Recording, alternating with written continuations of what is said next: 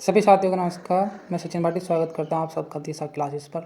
तो आज की क्लास में हम हिस्ट्री के कुछ क्वेश्चन करेंगे जो आपको हेल्प करेंगे टीचिंग एग्जाम में। तो चलिए शुरू करते हैं। पहला क्वेश्चन, ब्रिटिश सरकार ने बंगाल के विभाजन को लागू करने के निर्णय की घोषणा कब की थी? देखिए, बंगाल का जब इस टाइम विभाजन हुआ था उस टाइम भारत का जो गवर्नर था वो लॉर्ड कर्जन था। लागू करने की घोषणा 20 जुलाई 1905 को की गई थी और बंगाल का विभाजन लागू प्रभावी रूप से 16 अक्टूबर 1905 को हो गया था। तो इसका सही आंसर आप लिख लीजिए 20 जुलाई 1905 को लागू करने की घोषणा कर दी गई थी। 16 अक्टूबर 1905 को प्रभावी रूप से लागू कर दिया गया था।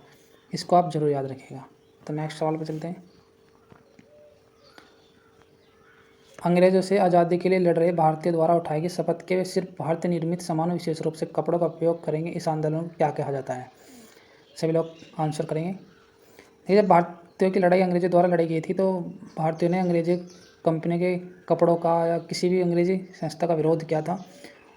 उसके द्वारा ही स्वदेशी कपड़ों को अपनाने की घोषणा की गई थी। गांधी जी ने जो चरखा चलाया था वो भी इसी तर्ज पे चलाया था ताकि कुटीर उद्योग, भारतीय के कुटीर उद्योग, लघु उद्योगों को बढ़ावा दिया जा सके। तो इस आंदोलन को स्वदेशी आंदोलन कहा जाता है। नेक्स्ट,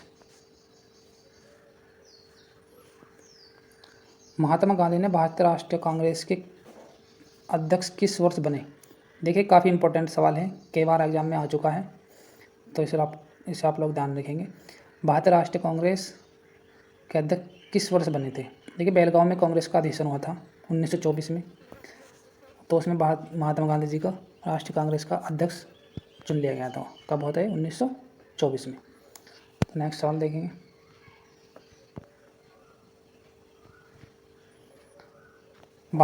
गांधी द्वारा भारतीय राष्ट्रीय कांग्रेस के कितने अधिवेशनों का सभापति किया गया? मतलब ये कहना चाह रहा है कि महात्मा गांधी ने भारतीय राष्ट्रीय कांग्रेस के कितने अधिवेशनों की अध्यक्षता की या कितनी बार अध्यक्ष बने? देखिए, सिर्फ एक बार ही गांधी जी 1924 में बेलगांव का जो अधिवेशन हुआ था उसके अध्यक्ष बने थे। तो इसका आंसर सिंपली 1 हो जाएगा। एक ही अधिवेशन में या के अध्यक्ष गांधी जी बने थे। नेक्स्ट, 1916 का लखनऊ समझौता महत्वपूर्ण था क्योंकि इसके बाद कांग्रेस ने क्या किया? देखिए, जब इस टाइम लखनऊ समझौता हुआ था वो कांग्रेस और मुस्लिम लीग के साथ हुआ था और इसकी अध्यक्षता जो अंबिका चरण ने की थी। लखनऊ समझौते के बाद ही कांग्रेस के दो दल थे, नरम दल और गरम दल, दोनों एक साथ आ गए थे। ये भी इंपॉर्टेंट क्वेश्चन है, इसको भी आप लोग ध्यान रखेंगे।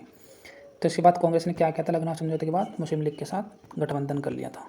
तो आंसर क्या जाएगा इसका? फर्स्ट। नेक्स्ट,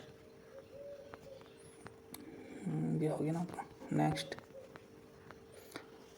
28 दिसंबर 1885 को भारतीय राष्ट्रीय कांग्रेस INC की स्थापना गोकुलदास तेजपाल संस्कृत स्कूल के परिसर में हुई थी। परिसर में कहाँ हुई थी ये बताना आपको।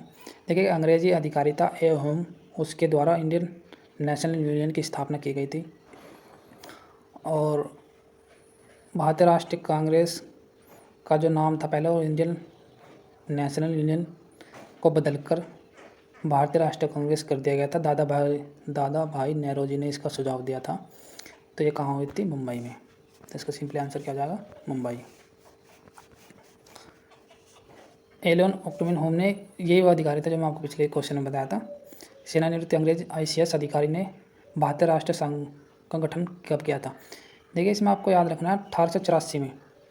1884 में भारतीय राष्ट्रीय संघ का गठन किया था। 1885 में जो पिछला सवाल था ये, तो इसमें आपको याद रखना है प्रथम अधिवेशन हुआ था 28 दिसंबर 1885 को प्रथम अधिवेशन हुआ था। और भारतीय राष्ट्रीय संघ का गठन कब किया था? तो 1884 में। ये आपको याद रखना है। नेक्स्ट, भारत में राष्ट्रगान को संविधान सभा द्वारा कब ग्रहण किया गया था? देखिए, सभी जानते हैं राष्ट्रगान भारत का जनगण मन की जो रचयिता थे रविंद्रनाथ टैगोर द्वारा लिखा गया था और भारतीय राष्ट्रीय कांग्रेस के कलकत्ता अधिवेशन में इसे प्रथम बार गाया गया था 27 दिसंबर 1911 को कलकत्ता में प्रथम बार भारतीय राष्ट्रीय गान को गाया गया था और इसे ग्रहण कब किया गया था? 24 जनवरी 1950 को ग्रहण कर लिया गया था। नेक्स्ट, गांधी जी ने जून 1904 में डरबन के बाहर, सभी लोग अपने आंसर कमेंट करते रहिएगा, मठ तक कहाँ था? एक डरबन जो है वो दक्षिण अफ्रीका में है। दक्षिण अफ्रीका में। ठीक है, तो इसका ही एक शहर था आपका ये फिनिक्स। इसमें गांधी जी ने सामुदायिक कृषि मठ की स्थापना की थी। इससे संबंधित एक क्वेश्चन जो काफ़ी इम्पोर्टेंट और एग्ज़ाम में भी आता है वो है कि फिनिक्स जो है प्रथम मठ है या आश्रम। फिनिक्स प्रथम मठ या आश्रम है जो गांधी जी ने स्थापित किया था। अगर क्वेश्चन ये पूछता तो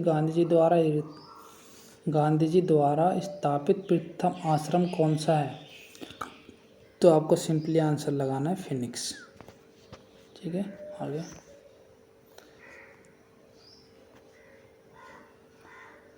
तो आज की क्लास में इतना ही रखते हैं, मिलते हैं आपको नेक्स्ट क्लास में। आपके कितने सवाल सही थे कमेंट करके ज़रूर बताइए। चैनल को लाइक और शेयर सब्सक्राइब जरूर कीजिए। Thanks for watching, bye.